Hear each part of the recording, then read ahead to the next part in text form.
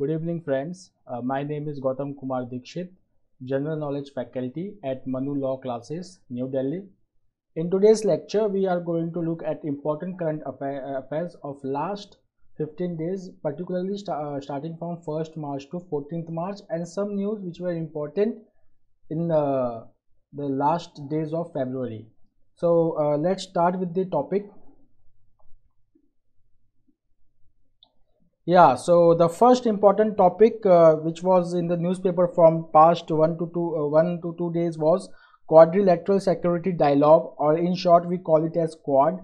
So the what is Quad? So Quad is an informal strategic forum. This is the point which you should keep in mind. It is not a political forum or a formal forum. It is informal but strategic. Strategic means where the security of the nations are discussed. That is called as strategic. The simple meaning of strategic is that we are going to discuss, the nations are going to discuss the security. It can be security related to energy, security related to defense, anything.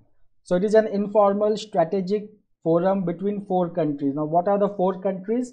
The four countries are India, the United States of America, Japan and Australia. These are the four countries which are important from exam point of view also, that who are the members of Quad. So India, the United States, Japan and Australia. Now when was the idea of Quad proposed? The idea of Quad was first proposed in 2007 by Japanese Prime Minister Shinzo Abe. He proposed the idea of security in Indo-Pacific region. This term is very important, Indo-Pacific. We are going to discuss what is exactly Indo-Pacific. So he discussed the idea of bringing four countries together in order to counter the Chinese threat in Indo-Pacific region. Okay, what is the vision of Quad? The vision of Quad is free, open and prosperous Indo-Pacific region. Free means that no country should try to dictate the terms in this region. Dictate the terms means no country should try to overcome another nation.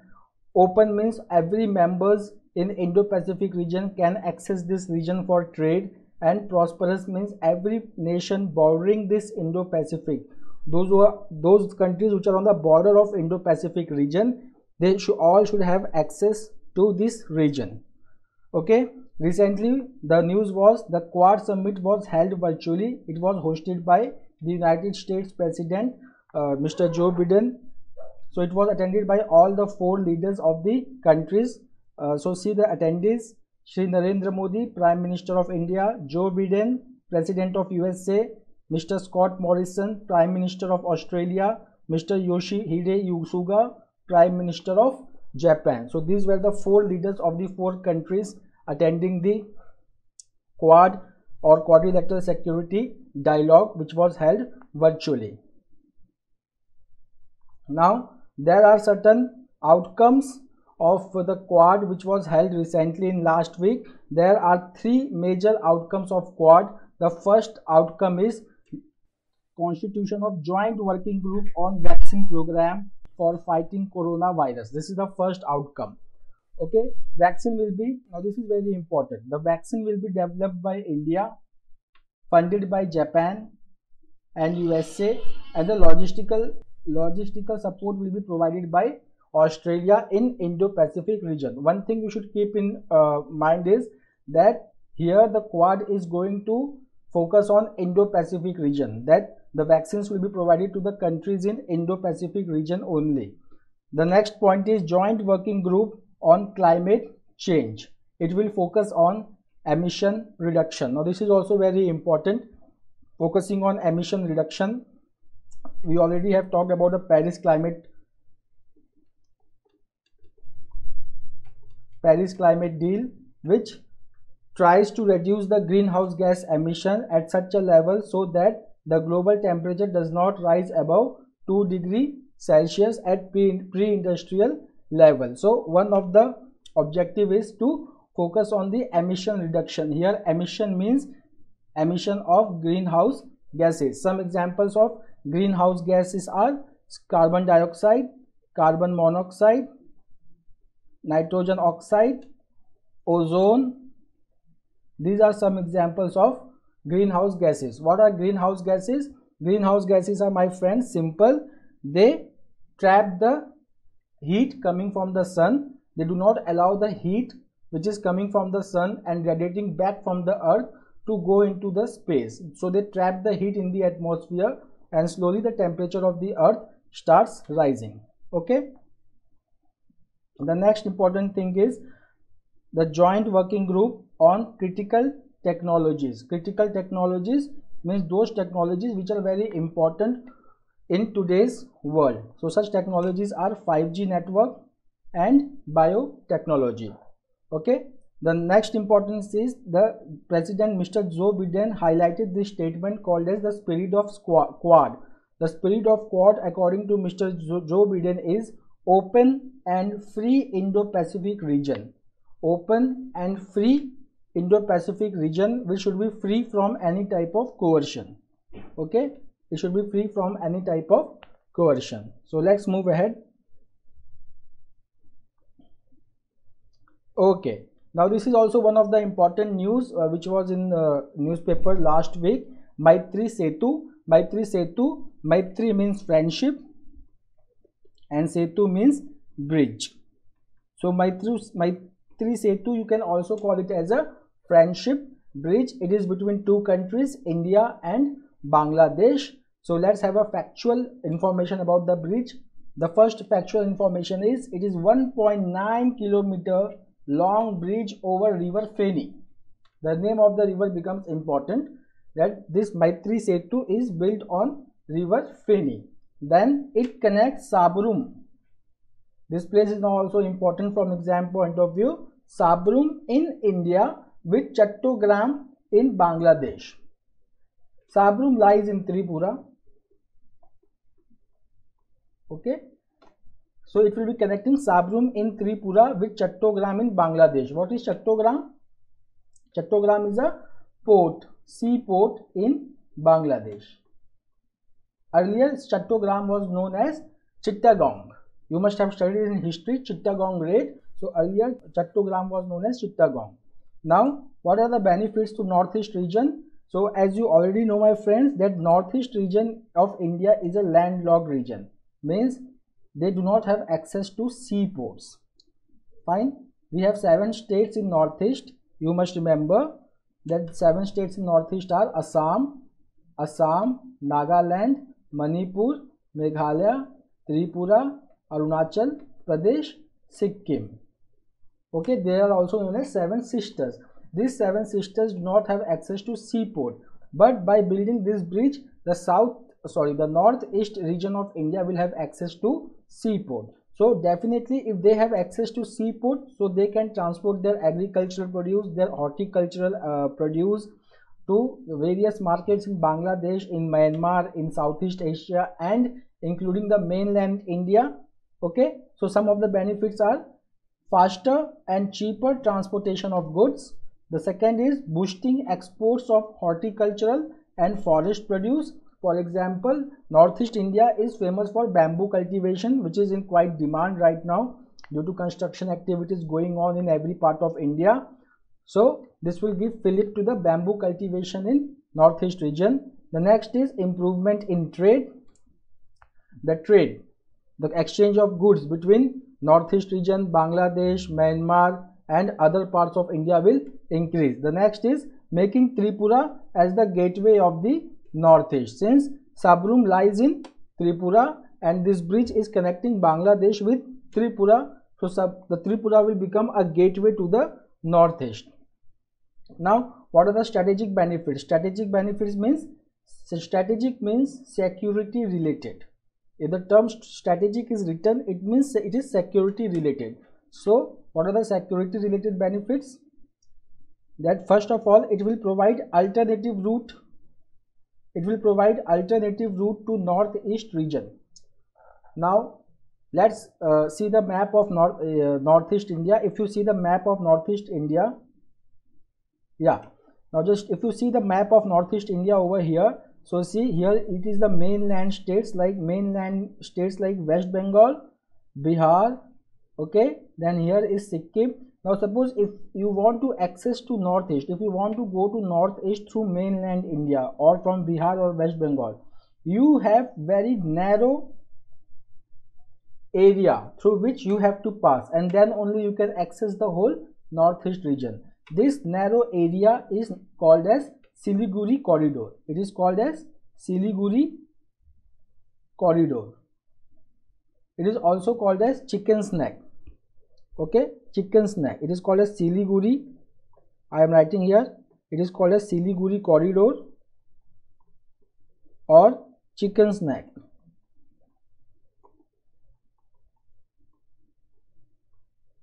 Chicken's neck.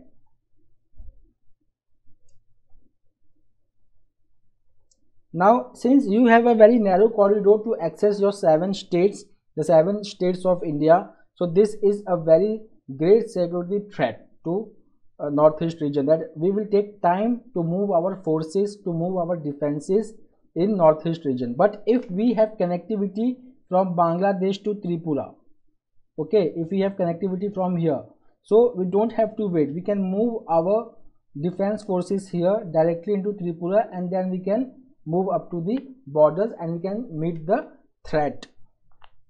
Okay, so it provides alternative route to northeast region. The second is it will boost India's Act East policy. India's Act East policy is a policy which was first announced in 1991 under PV Narasimha Rao government as Look East policy.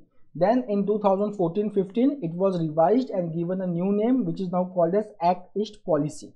Now the major aim of Act East policy is that it focuses on improving the economic and trade relationships with Asia. ASEAN, what is ASEAN? ASEAN is a group of 10 member nations of Southeast Asia region, that is called as ASEAN. Some of the members of ASEAN are like Thailand, Cambodia, Laos, Singapore, Malaysia. These are the part of ASEAN countries. Okay, so you can see the map here. Since now we can easily move to Tripura, we have got connectivity to Tripura. From Tripura we can easily move to Myanmar. We can easily move to Myanmar, and then from Myanmar we can easily move towards south, towards Thailand and other areas of Southeast Asia. Okay, so these are some of the benefits. Now let's have a look at India-Bangladesh relation, which you should know about. So see, India shares largest land boundary. India shares largest land boundary with Bangladesh, which is 4096 kilometer. Okay, which are the states which are sharing the boundary with Bangladesh? So it is West Bengal. Okay, then Bihar is not sharing. West Bengal, Assam, Meghalaya, Tripura, here Mizoram. Okay, they are sharing the boundaries with Bangladesh. So these questions can come in exam. The next is that who wrote the national anthem of Bangladesh? The national anthem of Bangladesh, which is Amar Sonar Bangla, was written by Rabindranath Tagore. Then there is rail connectivity between India and Bangladesh. The first is Maitri Express. It is a train which connects Kolkata to Dhaka. Then we have Bandhan Express. The Bandhan Express is a train connecting Kolkata to Khulna, a place in Bangladesh. Then we have Chilahati Haldi-Bati rail link opened in December 2020. Then we have a Bang Bandhu, a movie based on Mujibur Rahman, is being directed by an Indian director Shyam Benegal. So these are some of the important facts which can come in exam related to India-Bangladesh. Then we have Similipal forest fire, which was in news. What are the causes of forest fire in India? It is divided into natural factors such as rising temperature due to climate change, then lightning which can strike the forest and can cause the forest fire. Then there are certain man-made factors such as poaching and hunting. During poaching and hunting, humans, they lit the fire to divert the animals, so they don't extinguish the fire, so it can lead to the forest fire. Then clearing of jungle by villagers. Sometimes villages, they clear the jungle for cultivation or for some other purpose, so they burn the leaves which are fallen on the ground, so it may lead to forest fire. What are the controlling measures for forest fire? The first is, if the natural rain happens, then the forest fire can be controlled. Okay, the next is forecasting fire prone days. If we can forecast then when the temperature will be very high, okay, so we can forecast such days that where the temperature can be high, then we can take such steps which mitigate the forest fire. Then we can create a fire lines. Fire lines means we can create those areas which are more vulnerable to fire, and we can create a boundary, and we don't allow any human activities inside that line, and then crack down on poaching. The next is about Similipal. It is a national park and tiger reserve. It is located in Odisha in Mayurbhanj district. This is very important. Then it lies on the eastern edge of the Eastern Ghat. It is the 7th largest national park in India, and this is also most important, that it is the part of UNESCO World Biosphere Reserve. Okay, it is a biosphere reserve which is internationally recognized. Then Similipal Biosphere consists of three things: Similipal Tiger Reserve, Hadgarh Wildlife Sanctuary, and Kuldhia Wildlife Sanctuary. These are factual information. Now we have Polar Silk Road. China has proposed to build a polar silk route in the Arctic region. Okay, it will cover 3 oceans: Pacific, Arctic, and Atlantic. Okay, then it will be connecting Dalian in China to Rotterdam in Netherlands, and it is a part of Belt and Road Initiative. As you can see this diagram, if you just see this diagram, so here is Dalian near Beijing, and through this there is a route which is being developed by China, which is going through Arctic Circle, and then it is crisscrossing the Arctic Ocean, passing through North Pole, and then going southward and connecting Netherlands or Rotterdam. Okay, so this is the project. Now we have already 2 major routes through Arctic Ocean. One is called as Northern Sea Route, which connects Yokohama in Japan to Rotterdam in Netherlands. Okay, but this route is used by Russia. Then the next route is Northwest Passage Route. It connects Rotterdam in Netherlands to San Francisco in USA. It is used by some countries like Denmark and other Scandinavian countries. Okay, now about Belt and Road Initiative, or BRI. It is a road initiative, or it is a transport corridor to be built by China to improve connectivity in Asia, Eastern Africa, Eastern Europe, and Middle East. There are 2 components of Belt and Road Initiative.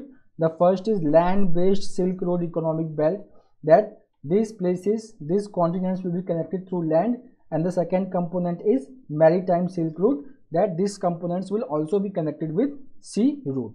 This is very important, that India is not a part of BRI, which can be asked in exams, that whether India is a part of BRI or not. Okay, so this is you can see this is the land-based sea routes. This is land-based route of Belt and Road Initiative, connecting Europe, Central Asia,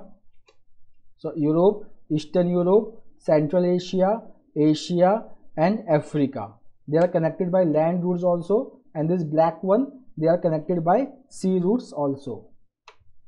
The next is least developed country status. Why it was in news? Recently, the United Nations Committee for Development Policy, this is important, has recommended that Bangladesh has to be removed from the list of least developed country, or LDC status. Why? Now see, the United Nations Committee for Development Policy has created 3 criteria for LDC countries. The first is per capita income, human assets, and economic vulnerability. For any country to qualify under this 3 criteria, for any country to get the status of LDC, they must at least qualify on 2 criteria. Okay, and Bangladesh is not qualifying on any 2 criteria. Okay, now what is the impact of losing LDC status? The first impact is discontinuation of preference in trade. Okay, like some way duty free, custom free trade is done with LDC countries. Now Bangladesh will not get such preferences. Then discontinuation of climate finance. The least developed countries are helped by developed countries to develop certain technologies which can help to mitigate the greenhouse gas emissions. Now such help can be stopped. Then discontinuation of support to industries, certain duty-free, quota-free access to developed country markets are provided to LDC countries so that their industries can develop. But in this case, if the Bangladesh loses LDC status, such things will not be possible.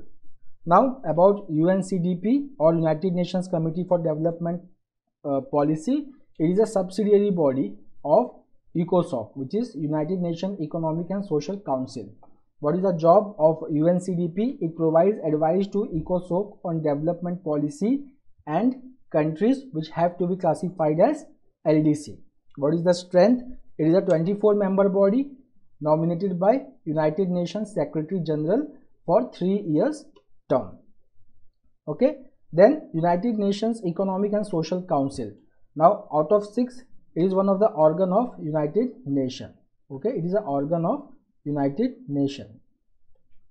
It is also known as ECOSOC. It is one of the principal organ of the United Nations. The others are United Nations General Assembly, United Nations Security Council, United Nations Secretariat, okay, International Court of Justice. These are the organs. What is the headquarters located? It is in Geneva. What is the objective? Central forum for policy making related to international economic and social fields. Secretary General of United Nations, he is the Chief Administrative Officer of the United Nations. He is the head of the United Nations Secretariat. Okay, please pay attention here. Not head of United Nations, head of United Nations Secretariat. And the incumbent Secretary General is Antonio Guterres. He is from Portugal. He is former Prime Minister of Portugal. Now ISRO PSLV C51 and Amazonia 1.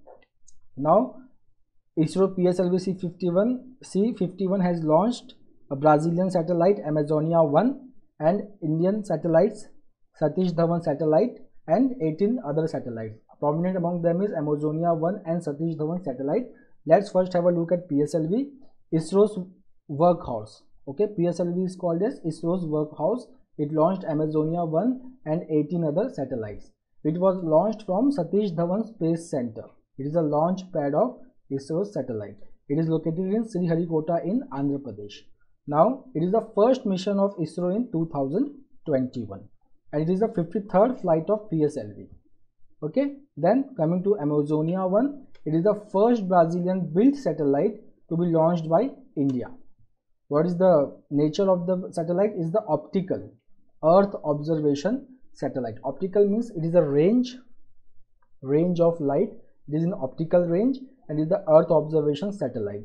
It will monitor the deforestation of Amazon basin and analysis of diversified agriculture in Brazil. Now this is the important one-line statement. Earth observation satellite means there are two types of satellites: Earth observation and communication satellites. Communication satellites, they are placed at a very higher orbit, normally 35,786 km above the Earth's surface, and they help in communication.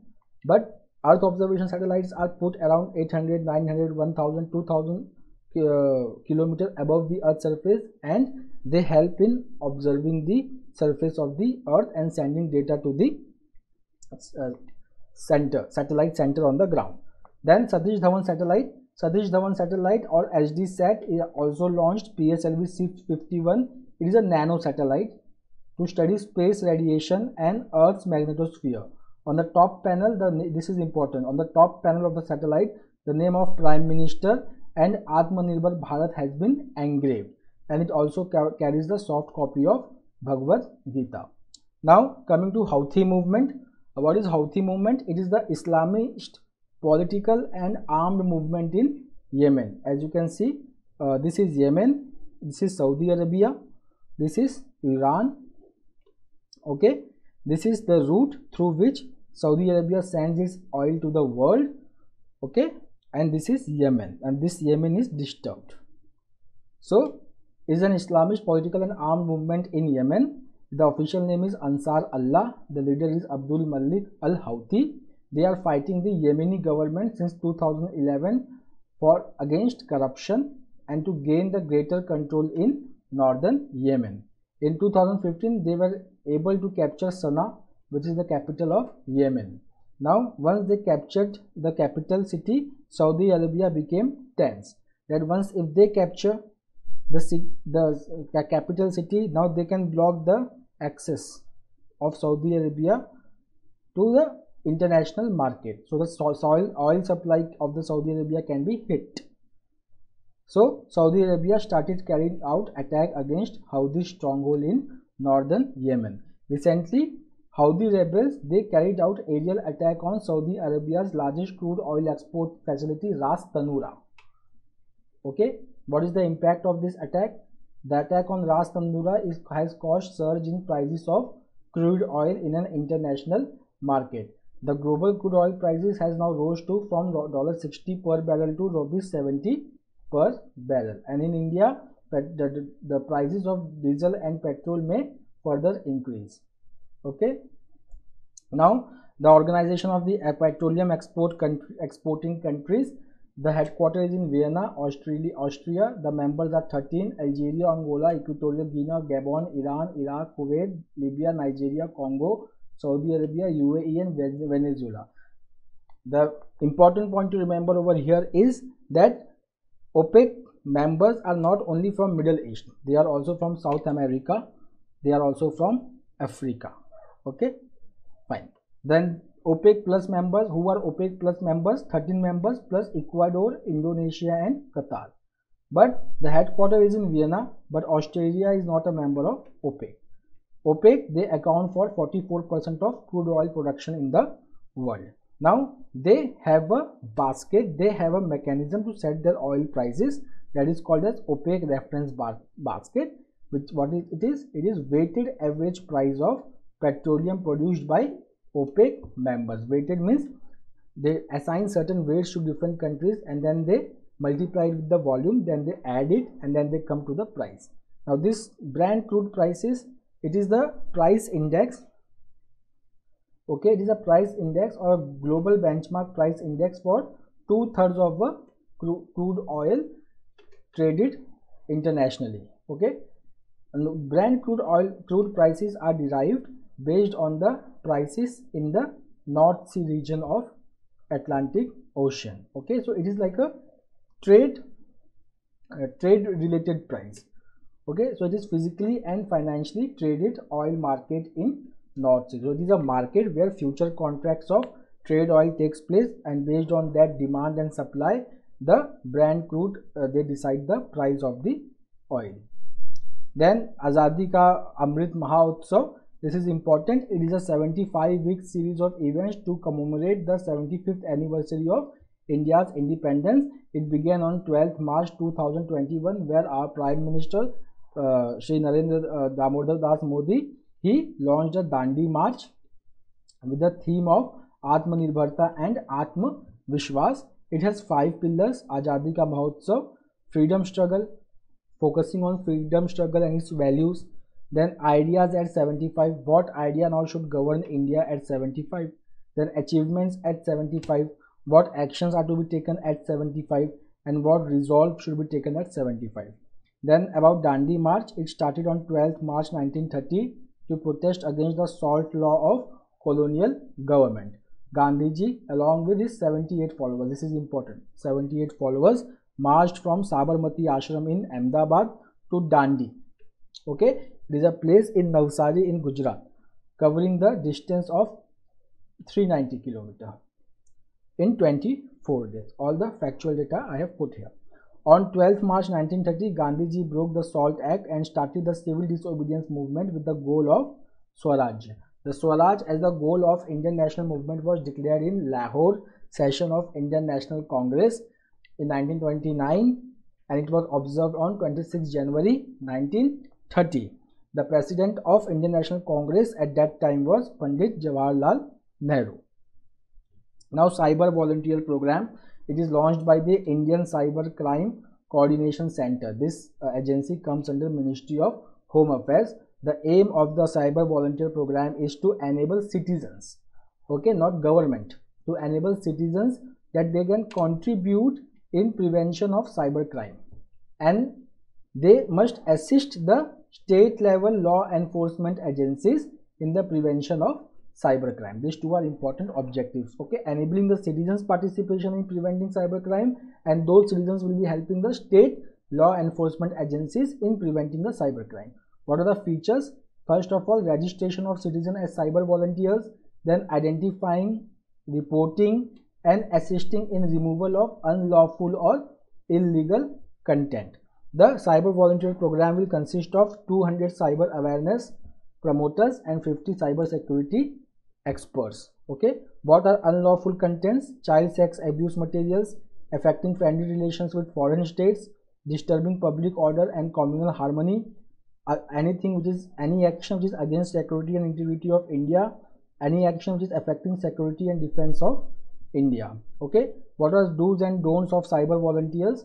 The do's and don'ts are: no social media account of any cyber volunteer should be created in the name of this program. They cannot create a social media account in the name of I am a cyber volunteer. No. No issuance of personal views and opinions on behalf of this program. They should not say that, see, I belong from this program and you should not say such things. No. Their only job is to observe and report, not to make an opinion. And then maintenance of strict confidentiality. Then Indian Cybercrime Coordination Center. It is a nodal agency for fight against cybercrime in India. Nodal agency, central agency. It was established in 2018 under the Union Ministry of Home Affairs. Then National Cybercrime Reporting Portal. It is a centralized portal providing citizens a platform to report cybercrime. Suppose if certain type of cybercrime happens with me, so I need a portal where I can go and complain. So this is the portal. This portal is for citizens. Okay, so if somebody does any cyber bullying with me or try to steal my data, so here I can complain. Then National Cyber Coordination Center. It is a cyber security and e-surveillance agency in India. Okay, it is a framework. It is like an eye of the government. Okay, so whatever is happening in technological space or internet space, it keeps an eye on that. So it is a cyber security and e-surveillance agency in India. It screens the communication data and coordinates with other law enforcement agencies. Okay, so it is an eye. It will just see who is doing what, and then it will report to the appropriate agency of the government. Then the QS World University Rankings by subject. There are 4 criteria for ranking. The first is academic reputation. Okay, the one thing you should note is it is QS World University Ranking by subject, not by institution, by subject. So for subject, the criteria are academic reputation, employer reputation, research impact, productivity of the faculty. Now the highlights of 2021 ranking is: in the subject of engineering and technology, in world, MIT came first, Massachusetts Institute of Technology in USA. Then in India, Indian Institute of Technology Bombay came first. Then in natural science subject, Massachusetts Institute of Technology USA came first, and in India, Indian Institute of Science Bangalore came first. Then certain other highlights: 25 programs of India which are being offered by various different Indian institutes, they have come in top 100. Okay, out of these 25 programs, 17 programs are from engineering. For the first time, 4 new universities have appeared in top 100. They are IIT Guwahati, Anna University, JNU, OP Jindal Global University. Highest rank from India is 30th rank, earned by Petroleum Engineering Department of IIT Madras. Now, certain information about QS University Ranking. It is the annual publication of university ranking by a British company called as Quacquarelli Simons. Okay, Quacquarelli Simons, which was founded in 1990. Earlier, it was this Quacquarelli Simons was releasing the index with Times Higher Education, which was called as Times Higher Education QS World University Ranking. It published 2 sets of rankings, global overall and subject rankings. In 2021, global overall ranking of universities, means in global ranking of universities, not subjects, MIT came first in the world, IIT Bombay came first from India, followed by IISc Bangalore, IIT Delhi and IIT Madras. Okay, Then here is the issue which is raging, reservation in job. Recently, after Andhra Pradesh, now Haryana is the state which has come up with the Haryana State Employment of Local Candidates Act 2022. What are the salient features? It requires all companies, limited liability partnerships, societies, trust and partnership firms with more than 10 employees. Okay, that is the limit, to provide for 75% of all hiring with gross salary under rupees 50,000 per month. Means what? All jobs which has a salary less than 50,000, the 75% of that total job which salary is less than 50,000 shall be born in Haryana. All the candidates for such jobs shall be born in Haryana. Means 75% of those candidates should be born in Haryana. Okay, or they should be living in Haryana for 5 years. Then it requires that companies should register such candidates who have been hired based on reservation on the government portal on a regular basis. Then district administration is empowered to enforce this law through inspection by 24-hour notice. Okay, now why Haryana has passed such a law? The unemployment rate in Haryana is very high. In April 2020, if the unemployment rate of India was around 26%, for Haryana it was 40%. So as per Center for Monitoring Economy, unemployment rate in Haryana is significantly higher than the national average. Okay, in April 2020, 4 out of 10 individuals who were seeking jobs were unemployed. Means your unemployment rate is 40%. What are the disadvantages? If every state starts passing the reservation law, it will lead to restriction in movement of labor. So it will lead to what? Balkanization. Balkanization means what? Haryana people will be in Haryana, UP people will be in UP, Punjab people will be in Punjab, Rajasthan people will be in Rajasthan. So what will happen in Delhi, Mumbai or other areas, that people from those areas are not coming, they are remaining there only. People from different area cannot go to Haryana and work. So it will lead to balkanization of labor market or fragmentation of labor market. Then availability of skilled and semi-skilled laborers at local level is a big challenge for industries. Right now for industries to find 75% of the total job, okay, 75% of the total job from local candidates is quite difficult. Companies are saying that we cannot find local candidates having skilled and having skills so easily right now. Okay, so this is the problem. Then China's dam policy. The China's dam policy is simple. China's parliament has adopted 14th 5-year plan recently, whose tenure is from 2021 to 2025. It includes building hydropower project on a Brahmaputra river near Arunachal Pradesh. The dam will come up near the Great Band. Great Band means what? If you will see the Himalaya, it is like so if you see the Himalaya, so it is like this. Okay, so this is called as Great Band. So the dam will come here. Okay, so that is called as Great Band of Brahmaputra in Metok in southern Tibet. It is very close to Arunachal Pradesh. Okay, and it is threat to India and Bangladesh, because what China can do, China can stop the water and suddenly it can release the water. So suddenly the level of water in Brahmaputra will rise, causing flood in Assam and Bangladesh. What is the disadvantage? Destruction of local ecology. Here southern Tibet, it has very fragile ecology, it is a dry region. Then it can cause flood in lower riparian states like Assam and Bangladesh, and the chances of earthquake like in Uttarakhand, dam induced earthquake, it will increase. Then persons, places in the news. We have Rajiv Kapoor. He has been recently appointed CEO of Sansad TV. What is Sansad TV? Sansad merging of Lok Sabha and Rajya Sabha TV based on Surya Prakash panel report. Okay, LSTV and RSTV have been merged to form Sansad TV. Then Pope Francis is the head of the Catholic Church and sovereign of the Vatican City. He is the first Pope from Southern Hemisphere. On his 3 days official visit to Iraq recently, he appealed for ending sectarian violence and bridging religious differences. Then Nazanin Zaghari Ratcliffe. She is an Iranian British journalist. She was arrested in 2016 in Iran on charge of plotting to topple Iranian government. Now recently she was released from Iranian prison on 7th March. Then R. Ashwin has been declared as ICC Player of the Month for for in the ICC means International Cricket Council. Tammy Beaumont, she has been declared as ICC Women Player of the Month. Then there is a place called as Ramaguddam in Peddapalli district of Telangana. It is the India's biggest floating solar power plant. Okay. Then Koneru Hampi, she was declared as Indian Sports Woman of the Year by BBC. Anju Bobby George, Indian athlete, former athlete. She received Lifetime Achievement Award from BBC. Then Manu Saune, he has been recently sent on leave. That's why he was in news. Now he is the ICC Chief Executive Officer.